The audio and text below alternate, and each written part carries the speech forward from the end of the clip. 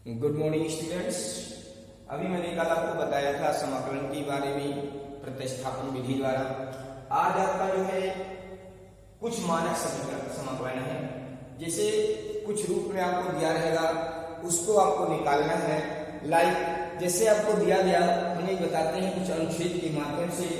जैसे दिया गया integration of dx upon a square plus x square, इसका आपको समाकलन करना है। क्या करना है?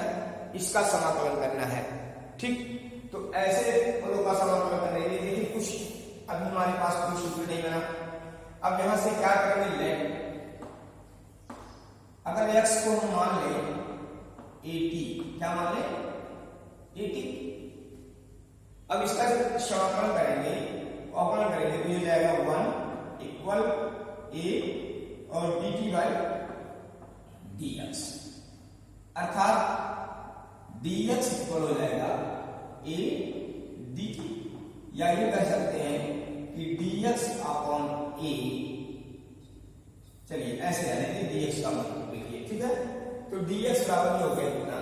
अब यहां से पूरा प्रतिस्थापित कर देंगे तो dx के साथ में a dt बटे a स्क्वायर प्लस यहां हो जाएगा a स्क्वायर t स्क्वायर।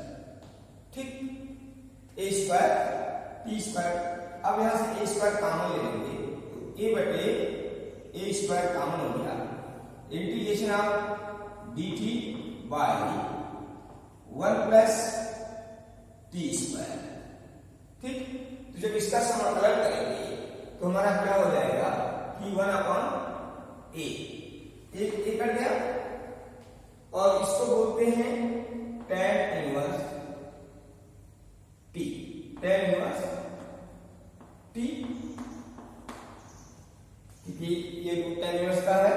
अब यहां से 1 अपॉन a tan इनवर्स, और यहां से अगर t का मान निकालें, लाइक t इक्वल क्या हो जाएगा कि x बटे a, तो यहां हो जाएगा x बटे a। अर्थात जब इस कैटेगरी में दिया रहेगा तो हम इसको क्या कह सकते हैं कि 1 upon a tan inverse x बटे a। ये हमारा क्या हो जाएगा? एक रूल हो गया, फार्मूला हो गया, जैसे हमने आपको लिखा कुछ मानक के रूप में। ठीक, क्या लिखा? कुछ मानक रूप में। अब देखिए दूसरी चीज, दूसरा है अगर मान लीजिए यहीं से दिया गया dx upon under root a square minus x square, integration करना है। ठीक, इसका करना है तो कैसे करेंगे? इसमें भी अब देखिए हमको पहले तो a हटाना है क्योंकि किसी में नहीं आता है। तो यहां मान लें कि x इक्वल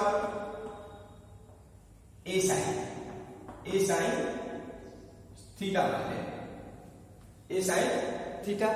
अब इसका अवकलन करेंगे, इसका हो जाएगा a, तो इसका हो जाएगा a cos theta, a cos theta. ठीक है ना?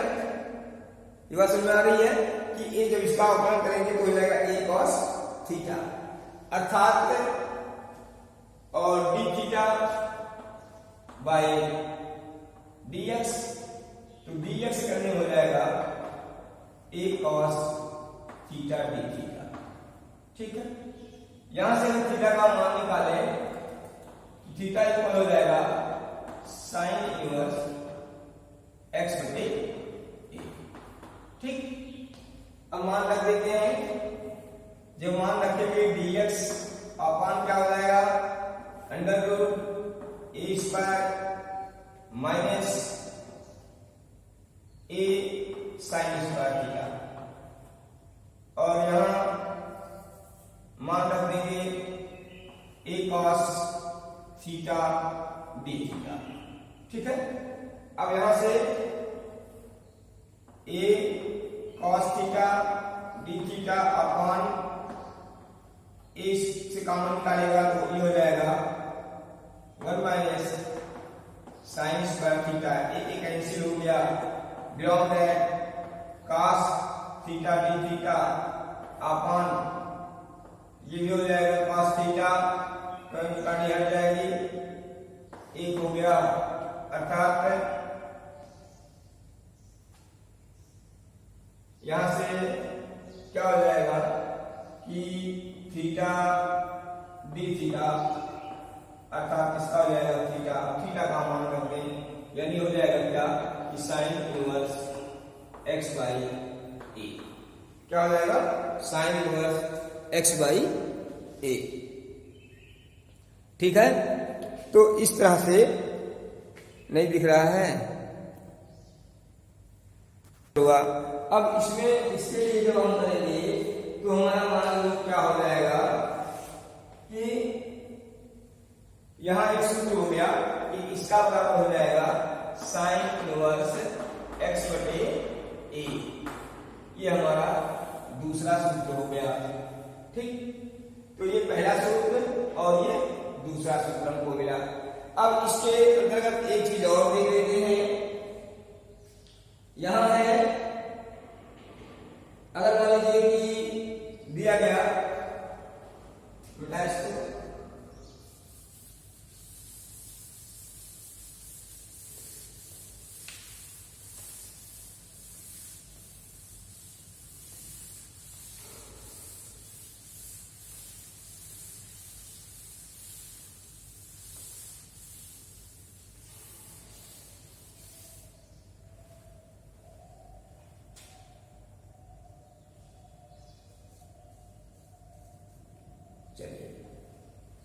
लिखा गया dx upon x under root x square minus A square, तीसरा जो मानक रूप हमारा है इसका अवलोकन करने के लिए क्या है, तो यहां से x बराबर मान लीजिए ए खत्म करना है तो ये होना चाहिए और सेक स्क्वायर माइनस यानी यहां हो जाएगा सेक थीटा मान लीजिए। ठीक, अब इसका अवकलन करेंगे तो 1 ए सेक थीटा का क्या होता है tan theta into sec theta D theta by d x.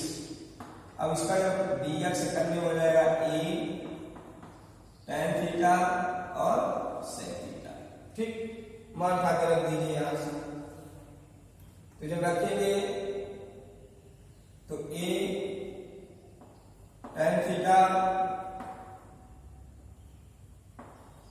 Sec theta और d थीटा बटे a सेक थीटा, और यहां से हम थीटा का मान निकालेंगे तो हो जाएगा कि सेक इनवर्स x बटे a।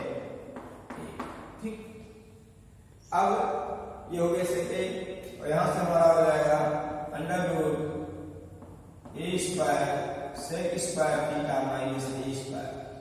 अब यहां से बाहर निकालेंगे तो integration of A tan theta sec theta D theta बटे ए सेक थीटा इंटू ए और करने में हो जाएगा सेक स्क्वायर थीटा माइनस 1, ये कट गया, बचा क्या integration of tan theta D theta upon sec square theta minus 1 equal होता है tan स्क्वायर थीटा, यह हो जाएगा tan थीटा, tan बढ़ गया अर्थात हो गया ए बटे ए बाहर निकल जाएगा डी थीटा। ठीक, अब ए बटे ए और इसका करेंगे थीटा का हो जाएगा थीटा अर्थात 1 बटे ए सेक इनवर्स x बटे ए, ये हमारा फार्मूला हो गया। ठीक है ना, तो ये हो गया, ये तीसरा फार्मूला हो गया। एक और है कि x n के समाकलन, अगर ऐसा कोई फलन है जैसे मान लीजिए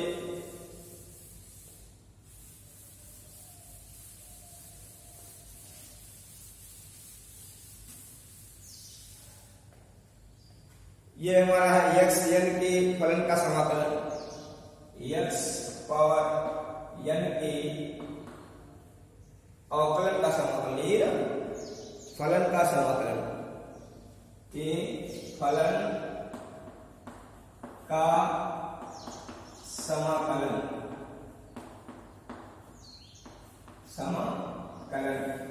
अब इसमें क्या है कि यदि x पावर n से इसका अवकलज x पावर n की अवकलज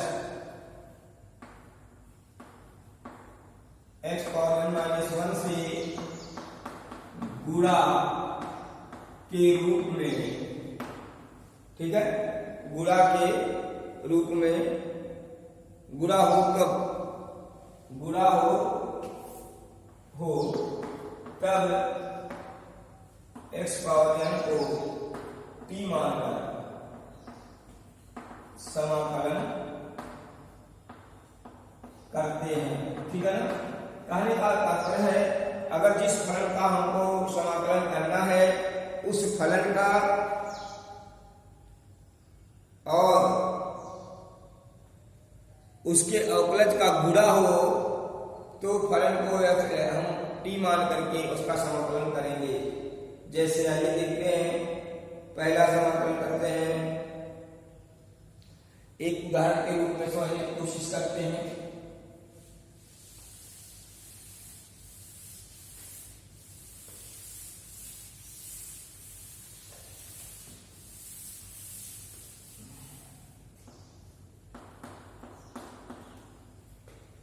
integration of x cos x square dx का आपको समाकलन करना है, ठीक है। इसी का हमको समाकलन करना है, तो कैसे करेंगे इसको ध्यान से देखेंगे, ठीक है ना। तो यहां देखिए हम सबसे पहले लेट क्या करते हैं कि x स्क्वायर को t मानते हैं, क्या मानते हैं, t मान लिया। तो यहां से इसका अवकलन करेंगे, जाएगा 2x और dt बाई dx, अर्थात x dx बराबर क्या हो जाएगा, dt बाई 2 हो जाएगा, ठीक। अब ये चीज यहां पे रखते हैं, तो जब रखेंगे इंटीग्रेशन ऑफ, देखिए x और dx को हम dt बाई 2 बोलेंगे, यानी हो जाएगा cos p dt बाई 2, ठीक। अब यहां से जब करेंगे इसका समाकलन तो 1/2 और cos किसका होता है, sin, cos का होता है sin। अब यहां से हो जाएगा 1/2 sin x स्क्वायर, क्या हो जाएगा, sin x स्क्वायर हो जाएगा, ये आपका होगा आंसर, ठीक है ना। इसी प्रकार से आइए दूसरा देखते हैं।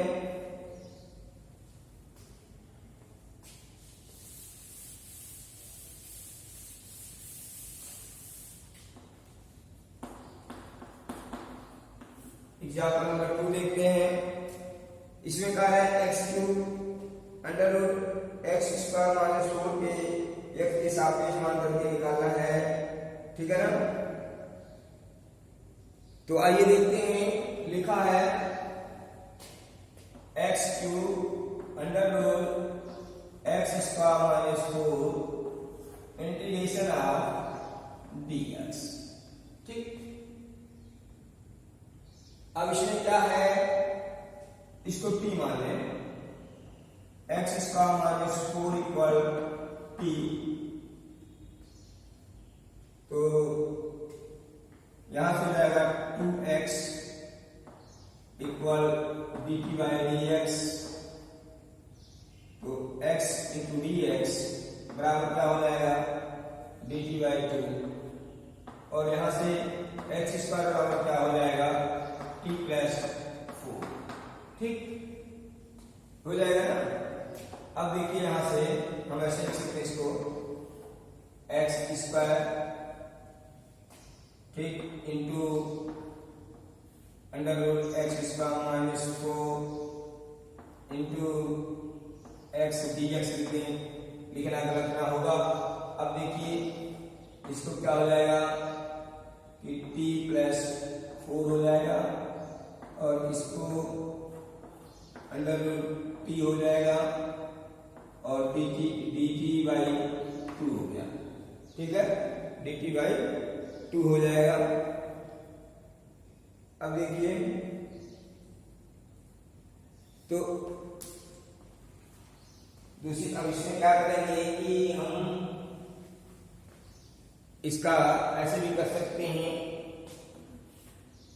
t power 4 t plus 4 into t पे power 1 by 2 into dt by 2 अर्थात 1 बाई 2 इंटीग्रेशन आप यहाँ से बात करेंगे t पे 3 बाई 2 प्लस 4 t पे 1 बाई 2 और dt। अब 1 बाई 2 अलग अलग करेंगे, इसका करेंगे तो t में क्या हो जाएगा 2 × 5 बटे 2 5 बटे 2 धन 4 पे t 3 बाई 2 इंटू 3 बाई 2। अब देखिए 1 बटे 2 यहां से जाएगा तो 2 बाई 5 t पे 5 बाई 2 प्लस 8 t पे 3 by 2 by 3।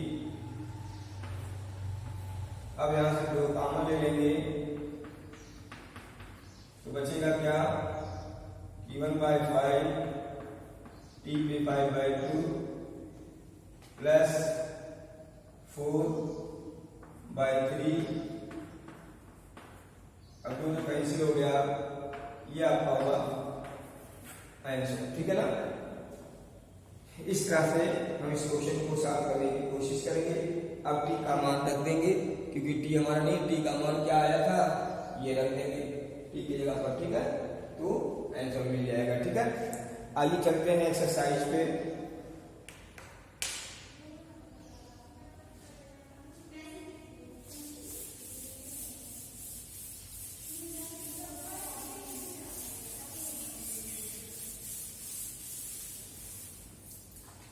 Exercise number 1, exercise है 13.2 क्वेश्चन नंबर 1। क्वेश्चन नंबर 1 क्या कह रहे हैं कि यह सामान, तो इधर देखिए दिया गया है x upon integration of x upon 1 plus x square dx। अब 1 प्लस एक्स स्क्वायर को हम क्या मान ले, t मान ले। यहां से 1 plus x square equal t तो हो जाएगा 0 plus 2x equal dt by dx अर्थात x dx equal dt by 2 हो जाएगा। ठीक है ना, यहाँ के पास समझ आई। अब इसमें क्या है कि integration of 1 upon t into dt by 2 अर्थात 1 बाई 2 log t। तो 1 बाई 2 log और t की वैल्यू रखेंगे तो 1 प्लस एक्स स्क्वायर। ठीक, अगर आप चाहें तो इसको करने में भी कर सकते हैं, आंसर जिस तरह से दिया गया हो उस तरह से करने की कोशिश करेंगे। ठीक है ना, तो इसी प्रकार से दूसरा है, चलिए इसका हम तीसरा पार्ट आपको बता दे रहे हैं। ठीक है, जैसे दिया गया है इसका पहले का तीसरा पार्ट, पहले का तीसरा बता दे रहे हैं। पहले का तीसरा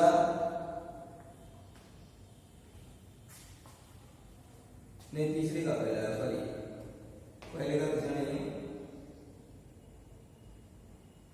चलिए पहले का तीसरा मिटा दिया, पहले तीसरा मिटा देते हैं।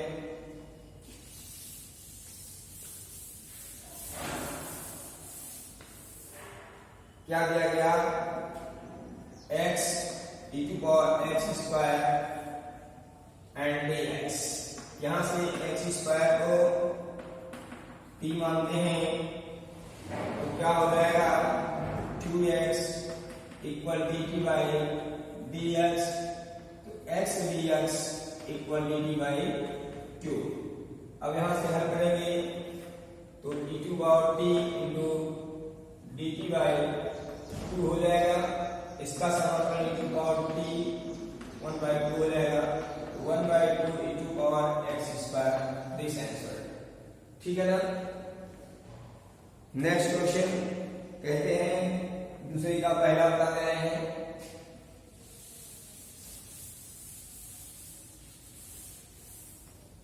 दूसरे का पहला पार्ट ये कहते हैं क्या कि x power n minus 1 cos n and dx। तो इस तरह से ये कार्य करेंगे। अब देखिए यहाँ से क्या है, हमने भी आपको बताया था कि जब x पावर या ना उसके प्लस दिए गए हों तो हम उसको x पावर n को t मानते हैं। तो यहाँ से इसको हम थीटा मान लेते हैं। क्या मान लेते हैं, थीटा मान लेते हैं, x power n equal t मान लेते हैं। फर्ज कीजिए, ठीक है। तो जब t मानेंगे इसका अवकलन करेंगे तो क्या हो जाएगा, n x power n minus 1 dx equal dt। ठीक, तो x power n minus 1 dx equal dt by n। यहां लिखेंगे इंटीग्रेशन ऑफ cos t और dt बाई n, अर्थात बिलोंग दैट cos का क्या होता है, साइन होता है, cos का साइन होता है। तो यहां लिख देंगे साइन इनवर्स साइन और p का मान रख देंगे साइन p, अर्थात 1/n x sine x power n, this answer. इस तरह से इसका कैलकुलेशन हम यहां करते रहेंगे। ठीक है। अब देखिए नेक्स्ट क्वेश्चन, इसमें चलिए क्वेश्चन नंबर 3 का पहला बता देते हैं। क्वेश्चन नंबर 3 का पहला,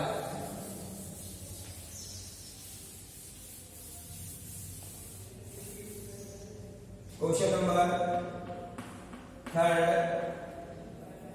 का पहला पार्ट दिया गया है, x पावर m माइनस